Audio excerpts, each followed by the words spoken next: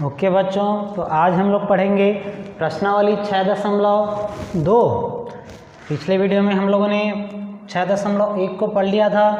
अब 6.2 में आते हैं। इसमें सबसे पहले हम लोग को कुछ चीज़ को जानना पड़ेगा, वो है विभाज्यता की जांच।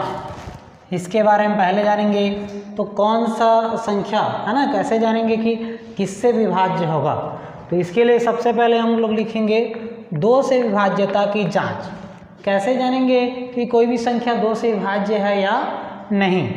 तो इसके लिए एक रहता है, यदि कोई संख्या है ना, जो भी संख्या यदि सम संख्या रहेगा वो हमेशा 2 से विभाज्य रहेगा। अगर आप लोग लिखना चाहोगे तो लिख लोगे, जो संख्या सम संख्या होती है, सम संख्या होती है वह हमेशा 2 से विभाज्य होता है ना। अब सम संख्या के बारे में आप लोग जानते हो। सम संख्या मतलब जिसके इकाई स्थान में क्या होना चाहिए, 0, 2, 4, 6 व 8। अगर कोई भी संख्या इसके इकाई स्थान में है ना, तो 2 से हमेशा ही भाग जाएगा, है ना। अब आ जाते हैं 3 से विभाज्यता की जांच। 3 से विभाज्यता की जांच के लिए क्या करेंगे, मान लीजिए मैं एक कोई भी संख्या लिख रहा हूँ, जैसे 1, 2, 3 मतलब 123 लिखा। तो इसको हम लोग को पता करना है ये 3 से विभाज्य है या नहीं। तो इसके लिए क्या करते हैं, इसका बीजांक निकालते हैं। आप लोग वैदिक गणित में भी पढ़े होंगे, है ना। 1 धन 2 धन 3, इसका बीजांक निकालते हैं। अगर मान लो बीजांक निकालने के बाद, बीजांक का अर्थ होता है कि उसको एक अंक के आते तक जोड़ना, है ना। अगर वो एक अंक के आते तक जोड़ते हैं और जितना मान आता है वो 3 के पहाड़ा में यदि आया तो वह 3 से विभाज्य है ना। तो इसमें इसको जोड़े तो कितना आया, 6 आया, है ना। 6 आया, इसका मतलब ये 3 से भाग चला जाएगा, क्योंकि 6 जो है 3 के पहाड़ा में आता है। इसको हम लोग भाग दे के भी दे सकते हैं। 3 एकम 3, 3 चौक 12 और 3 एकम 3, भाग देने पे 41 आएगा, अर्थात 123 3 से विभाज्य है। कोई दूसरा संख्या ले लेते हैं हम लोग, है ना।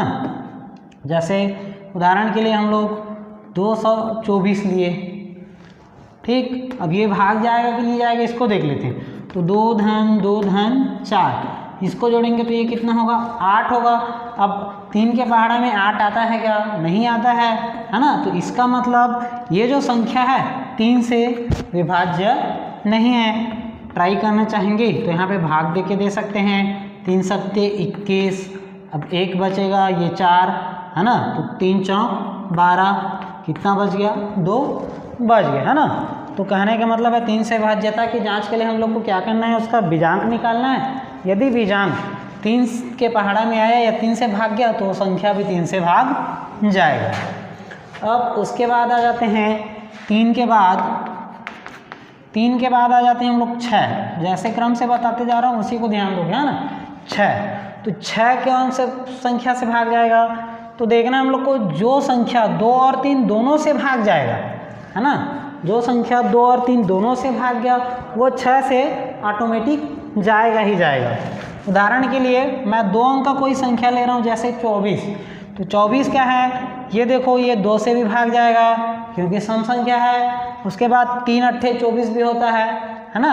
अब देखो 2 और 3 से भाग जा रहा है, मतलब ये किससे जाएगा, 6 से भी जाएगा, ऑटोमेटिक है। अब इसमें कुछ दूसरा संख्या मान लेते हैं, जोड़ देते हैं हम लोग। जैसे मैं जोड़ दिया यहाँ पे 46, ठीक। और कुछ दूसरा मैं लिख ले रहा हूँ, उदाहरण के लिए 142, ऐसे कुछ लिखा, ठीक। अब ये देखो ये तो 2 से भाग जाएगा ही, ये भी 2 से भाग जाएगा। पता करना है हम लोग को 3 से भाग जाएगा कि नहीं जाएगा। तो यहाँ देख लेते हैं, 6 और 6 12 का बीजांक फिर निकालेंगे तो ये कितना आएगा, 3, है ना। जो कि क्या है, 3 से भाग जाएगा, अर्थात ये संख्या 3 से भाग जा रहा है और 2 से भी भाग जा रहा है, तो ऑटोमेटिक है कि वो 6 से भाग जाएगा। अब इसको देख लेते हैं, ये 2 से तो भाग जा रहा है, इसको जोड़ के देखते हैं। तो 3, 2 और 1 3 और 4 7 हो गया।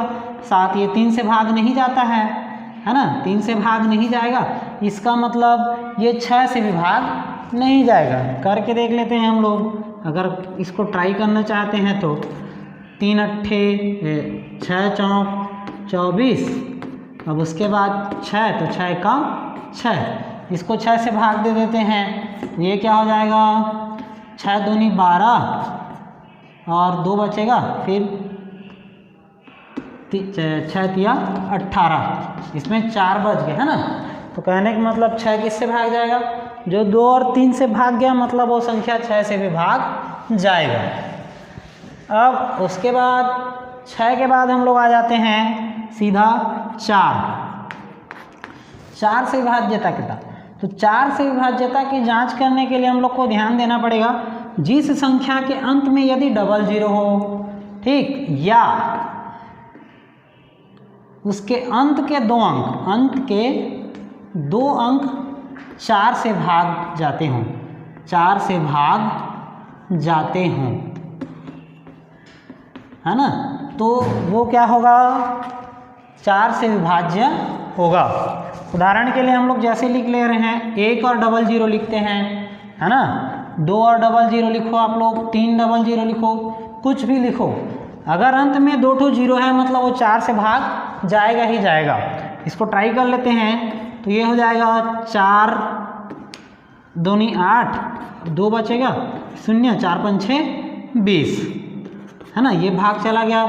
इसको भी कर लेते हैं हम लोग, करना चाहेंगे तो 4 5 6 20, अब ये 0 बचा तो 4 0 0, ये भी जाएगा। जिस संख्या के अंत में 2 0 हो मतलब वो 4 से भाग जाएगा। दूसरा कि इधर हम लोग आगे में कुछ भी संख्या लिख देते हैं, जैसे मान लो 7 लिखा, 7 4 से भाग नहीं जाता है, लेकिन हम लोग अंतिम संख्या को ऐसे लिखें कि कोई 4 से भाग जाए, तो जैसे 0 4 लिखा तो ये 4 से भाग चला जाएगा। उसी तरह से मैं 7 लिखने के बाद यहाँ पे 16 लिख दे रहा हूँ तो भी ये संख्या भाग जाएगा, है ना, 4 से। उसी तरह से मान लो 5 लिखा और इधर मैं क्या लिखा 32 लिखा, तो 32 क्या होता है 4 से भाग जाता है ना, 4 8 32, तो ये संख्या भी भाग जाएगा। इसे आप लोग ट्राई करके देख सकते हैं, है ना। कुछ दूसरा संख्या यदि हम लोग लेते हैं, जैसे उदाहरण के लिए मान लो मैं 3 लिखा, अब इधर ऐसे कुछ लिख दिया, तो इसका कोई गारंटी नहीं है कि 4 से भाग जाएगा कि नहीं जाएगा, क्योंकि इसका अंतिम संख्या देखो 4 से भाग नहीं जा रहा है, मतलब ये संख्या 4 से भाग नहीं जाएगा। अब इसी क्रम में आ जाते हैं हम लोग 8 से विभाज्यता की जांच। 4 के बाद हम लोग को सीधा ध्यान देना है 8, क्योंकि ये तीनों एक जैसे हो गया, अब 4 और 8 एक जैसे होगा।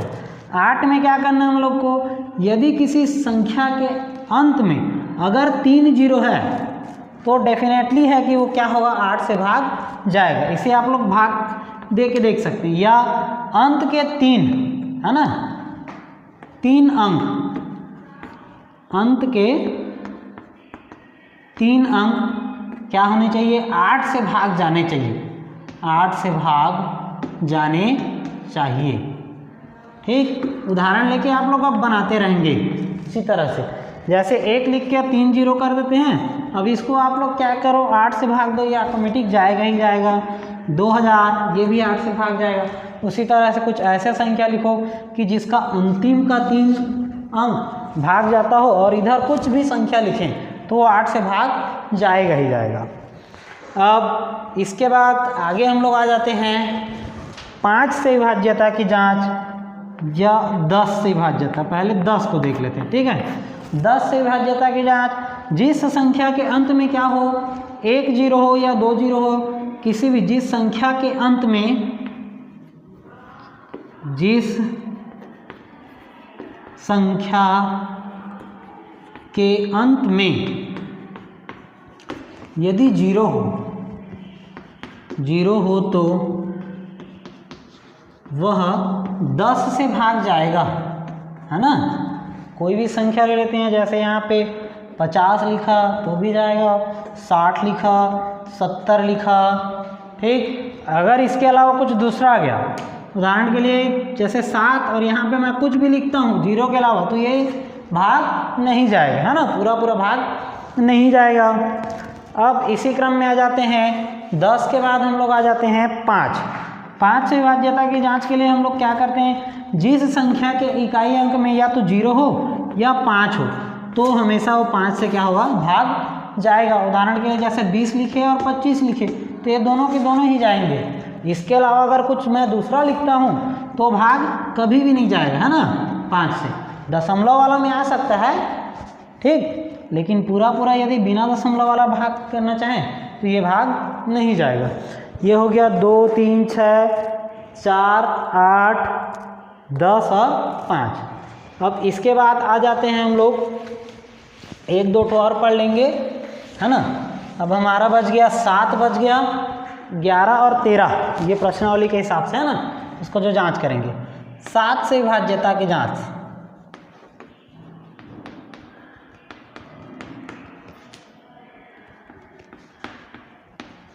सात से विभाज्यता की जांच में क्या करना है हम लोग को, ध्यान ये देना है, हम लोग कोई भी संख्या लिख देते हैं 6 3 2 इस तरह से, अगर कोई भी लंबा संख्या लिखे तो इसको 7 से भाग देना है। तो इसमें हम लोग क्या करेंगे, इसका जो इकाई अंक रहेगा उसको हम लोग को 2 गुना करना है और बचा जो संख्या उससे हम लोग को क्या करना है, इसको घटाते जाना है। जैसे 6 3 5 4 2 बच गया, अब 1 का 2 गुना करेंगे तो 2 आएगा, इसको घटा दो तो यह जाएगा 6 3 5 4, ये 0 हो गया। अब अगला में क्या करेंगे, 0 का 2 गुना करेंगे और इसके साथ घटाएंगे, तो 0 का 2 गुना किए मतलब 0 ही आएगा, 0 को इसके साथ घटाओ तो ये हमारा क्या हो जाएगा 4 5 3 6। अब उसके बाद क्या करेंगे, अब इकाई में क्या आ गया 4 आ गया, तो 4 को हम लोग उसका 2 गुना कर देंगे, 4 का 2 गुना 8 हो गया, तो 635 बचा है हमारे पास, इसमें 8 को घटा देते हैं तो ये हो जाएगा 627। अब यहाँ इसका 2 गुना कर देते हैं तो 7 गुणित 2 तो ये कितना हो जाएगा 14, 62 में हम लोग 14 घटाते हैं, अब ये कितना बचेगा 48, ठीक। अब ये 48 क्या 7 से भाग जाता है क्या, 7 के पहाड़े में 48 आता है, तो 7 के पहाड़े में 48 नहीं आता है, मतलब ये संख्या हमारा 7 से भाग नहीं जाएगा। ऐसे कोई दूसरा संख्या हम लोग लेते हैं, अगर मान लो यहाँ पे 48 ना आके 42 आता है ना, तो कंफर्म होता है कि यह संख्या 7 से भाग जाता है। अब ऐसा हम लोग को चेक करने में थोड़ा सा ज़्यादा झंझट है, इससे अच्छा तो हम लोग भाग करके पता कर सकते हैं, है ना। तो इसके लिए भी आप लोग के पास एक सूत्र मैं आप लोग को बताऊंगा, उसे आप लोग ध्यान रखेंगे, है ना। ये पुस्तक में भी दिया हुआ है और बता भी दे रहा हूँ। तो इसके लिए कोई संख्या रहेगा, जैसे 3 अंक के लिए तो 2a + 3b + c, अगर कोई 3 अंक का संख्या है ना, तो उसको जांच करने के लिए हम लोग क्या करते हैं, ये सूत्र का उपयोग करते हैं। इस सूत्र से यदि वो संख्या 7 से भाग गया, है ना, इतना करने के बाद अगर वो 7 से भाग गया तो वो क्या होगा, विभाज्यता होगा, है ना। अब ट्राई कर लेते हैं, जैसे मैं 235 लिखा, अब ये 7 से भाग जाएगा कि नहीं जाएगा, इसको चेक करना है। तो a बराबर हम लोग लिखेंगे 2, b बराबर 3, c बराबर लिखेंगे 5। अब 7 से विभाज्यता की जांच के लिए एक सूत्र बना है, तो ये है 2a धन 3b धन c, इसमें मान को रखते जाओ, यहाँ 3 धन c की जगह 5। अब ये हो जाएगा हमारा 4 धन 9 धन ये होगा 5। अब ये 14 9 9 18 हो गया हमारा, ठीक। अब 18 7 से भाग जाता है क्या, 7 से भाग नहीं जाएगा, इसका मतलब ये संख्या 7 से भाग नहीं जाएगा, ठीक। कुछ दूसरा संख्या हम लोग जैसे ले लेते हैं, जैसे मैं लिया 217। अब इसको चेक करेंगे ये 7 से भाग जाएगा कि नहीं जाएगा। तो यहाँ a बराबर हमारा है 2, b बराबर हमारा है 1, c बराबर हमारा है 7। अब इस सूत्र में लगाते हैं, तो a के जगह 2 रखेंगे तो 2 दूनी 4 धन b, और यहाँ b का मान 1 है तो 3 1 का 3 धन 7, c के जगह 7। इसको जोड़ देते हैं, ये कितना हो जाएगा 7 और 7 14 आया। अब 14 7 से भाग जाता है कि नहीं जाता है, जाता है, इसका मतलब ये संख्या 7 से भाग जाएगा और ये संख्या 7 से भाग नहीं जाएगा। तो 7 से विभाज्यता की जांच के लिए हमारे पास सूत्र है 2a + 3b + c, है ना, 3 अंकों की संख्या के लिए। इसे आप लोग ध्यान देंगे, है ना, प्रश्नावली में है, जब बोला जाएगा तब आप लोग जांच करेंगे इसको। अब आगे हम लोग आ जाएंगे 7 के बाद आते हैं 11 के लिए भाज्यता की जांच। 11 से कोई संख्या भाग जाता है या नहीं जाता है, उसके लिए कोई भी संख्या हम लोग लिख लेते हैं। जैसे मैं 4 अंक का लिखा, तो इसमें क्या करना है, जो विषम अंक है और जो सम अंक है ना, तो विषम स्थान में कौन कौन सा है हमारे पास, ये विषम स्थान हो गया है ना, और 3 और 4 जो है सम स्थान पे है। ठीक, अब ये मत समझना विषम बोल रहा हूँ तो 4 जी, 2 और 4 तो सम संख्या है, विषम के बोले, तो मैं बात कर रहा हूँ उसके स्थान का। ठीक, ये हमारा पहला स्थान हो गया, ये दूसरा स्थान, ये तीसरा और ये चौथा स्थान है। तो 2 हमारा पहले स्थान पे है तो ये विषम स्थान में हो गया, 4 हमारा तीसरे स्थान पे तो ये विषम। तो विषम स्थानों का योग और सम स्थानों का योग, इन दोनों को अगर हम लोग योग करके घटाते हैं तो वो 0 आना चाहिए या 11 से भाग जाना चाहिए, तभी वो संख्या 11 से भाग जाएगा। जैसे हम लोग इस तरह से कर रहे हैं, तो इन दोनों का 2 धन 4, विषम स्थान का कितना आ गया 6, सम वाले का 3 धन 5 बराबर ये कितना आ गया हमारे पास, इसका मान 8। अब इन दोनों का अंतर कितना आ रहा है, 2 आ रहा है ना।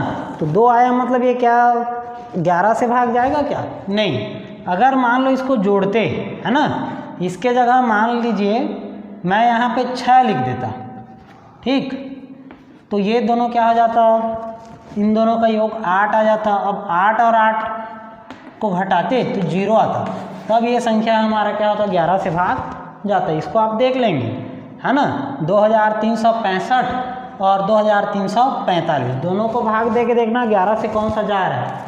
ठीक, तो ये नियम, तो इसके लिए भी यदि हम लोग सूत्र लिखना चाहें तो ये रहता है a ऋण b धन c ऋण d, ऐसा हम लोग फार्मूला अपना सकते हैं। ठीक है ना, ऐसा हल करने के बाद यदि वो 0 आया या 11 से भाग गया तो संख्या 11 से भाग जाएगा। अब एक और प्रश्न है, एक और है 13 से विभाज्यता की जांच। ठीक, 13 से विभाज्यता की जांच के लिए मैं सीधा आप लोग को सूत्र बता दे रहा हूँ। तो उसके लिए रहेगा a ऋण 9b धन 3c ऋण d, ये सूत्र आप लोग याद रखोगे है ना, तभी 13 से विभाज्यता की जांच कर पाएंगे। ठीक, इतना ये सब जो बताया इसे आप लोग पूरा नोट करके रखेंगे और ध्यान देंगे। अब इसके बाद हम लोग प्रश्नावली स्टार्ट करेंगे ना। प्रश्नावली में आप लोग पुस्तक निकालोगे, क्या क्या प्रश्न है उसको देखेंगे।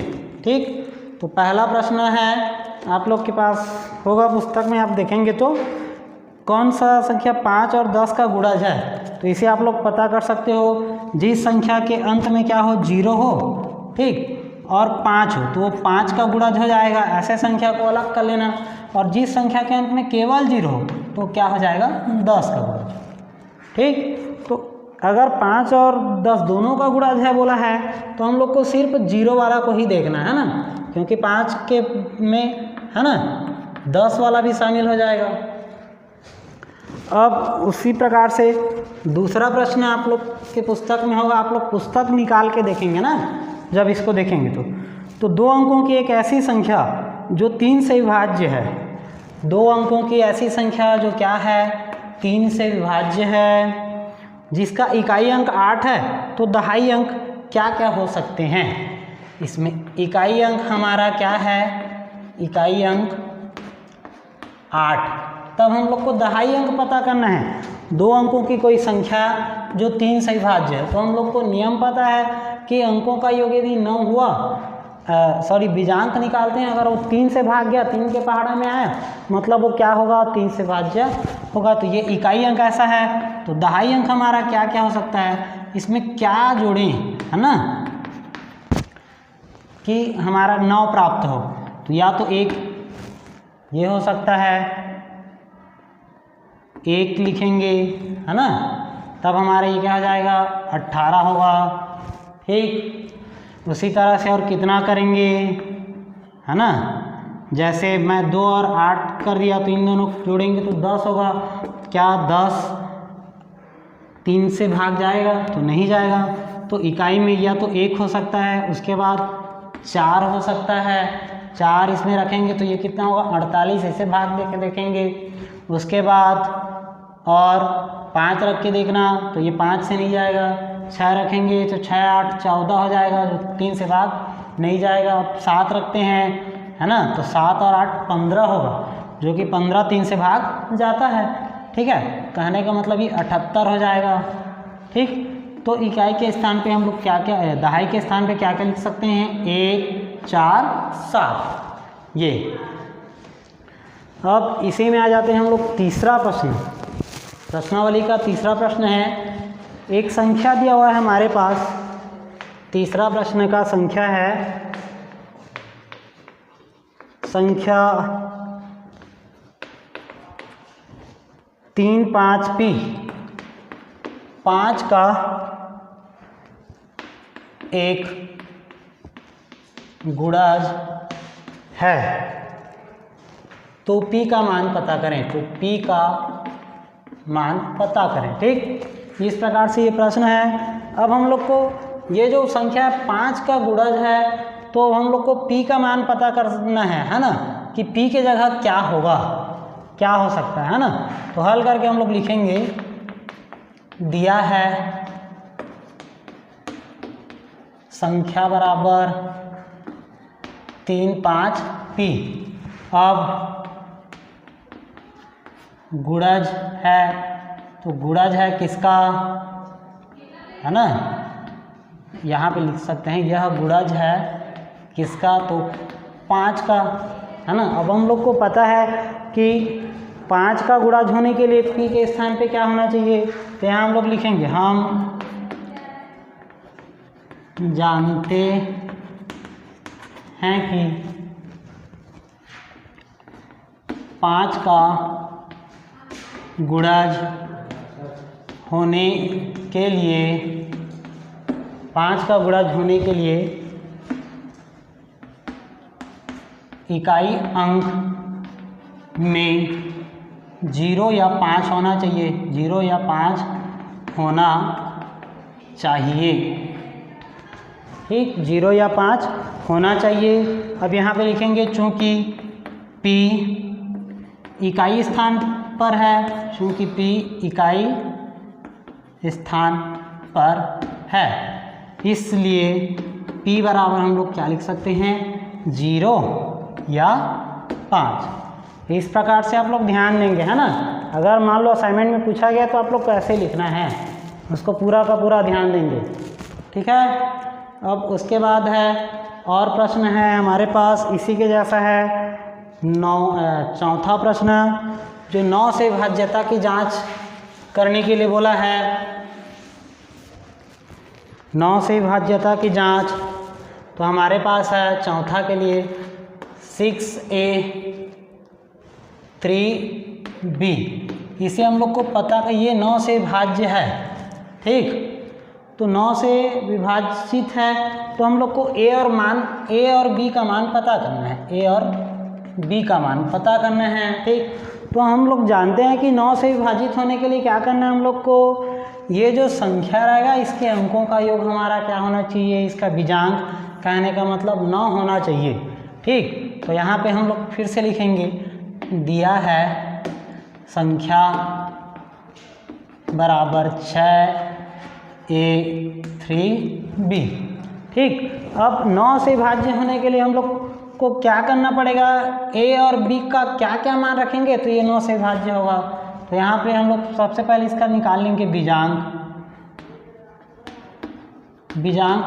तो 6 धन a धन b धन 3। अब यहाँ पे इन दोनों को जोड़ देते हैं, तो 9 धन a धन b। 9 से भाज्य होने के लिए हम लोग को क्या चाहिए कि 9 का गुणज होना चाहिए, तो ये तो 9 आ गया। उसका जब भी बीजांक निकालते हैं हम लोग, तो अगर बीजांक का योग यदि 9 आ गया तो उसको छोड़ सकते हैं। ठीक, तो कहने का मतलब इस संख्या का बीजांक हमारा क्या बचेगा, a धन b। और a धन b कैसा होना चाहिए, तब 9 से भाग जाएगा, तो a धन b का मान हमारा क्या होना चाहिए, 9। ठीक, तो यहाँ पे लिखेंगे 9 से विभाज्य होने के लिए a धन b का मान, a धन b का 5 क्या रखना पड़ेगा हम लोग को, ए धन बी का मान 9 होना चाहिए, 9 होना चाहिए।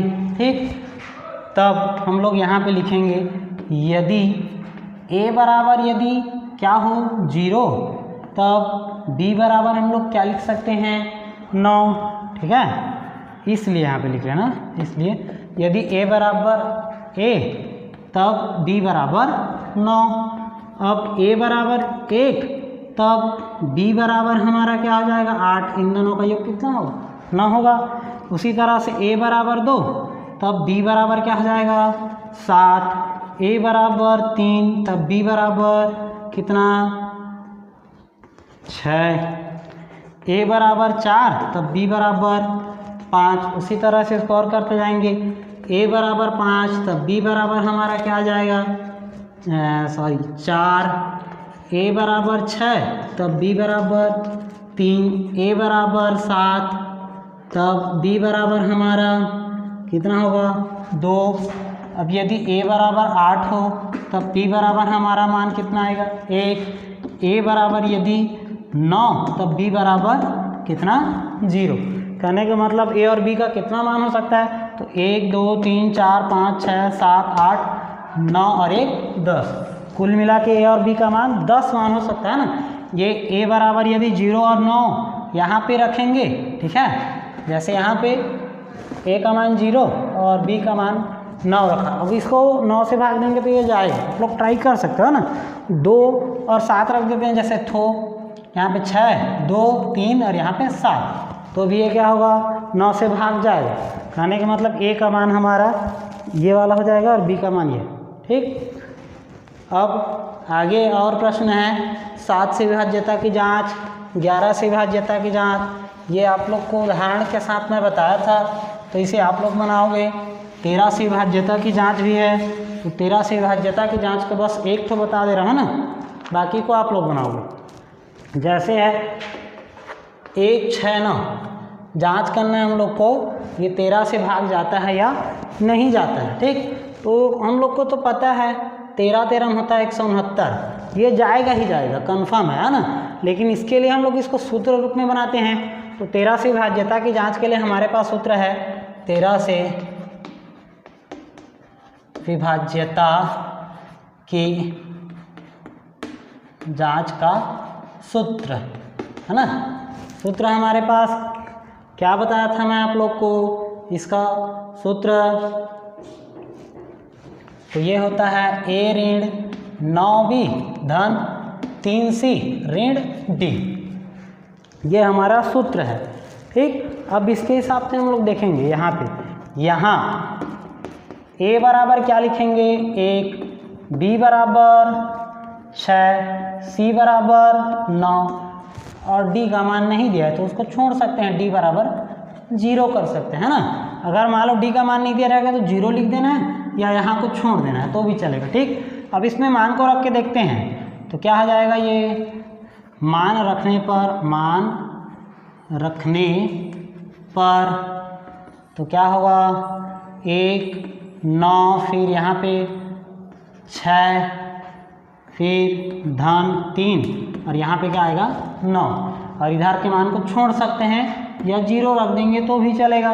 तो ये 1 ऋण 9 छक्का 54 और ये 9 तिया 27। अब उसके बाद 27 और इसको जोड़ेंगे तो 28 ऋण 54 घटाएंगे तो ये आएगा ऋण 26। ठीक, अब हम लोग को धन या ऋण से मतलब नहीं रखना है, मतलब हम लोग को बस इस संख्या से रखना है ना। ये 26 आया तो ये 26 13 के पहाड़ा में आता है कि नहीं आता है, तो आता है 13 दूनी 26। तो कहने का मतलब ये भाग गया तो ये संख्या भी भाग जाएगा। उसी तरह से और पुस्तक में आप लोग के उसको आप लोग जांच करोगे और जो नहीं बनता उसे आप लोग पूछोगे।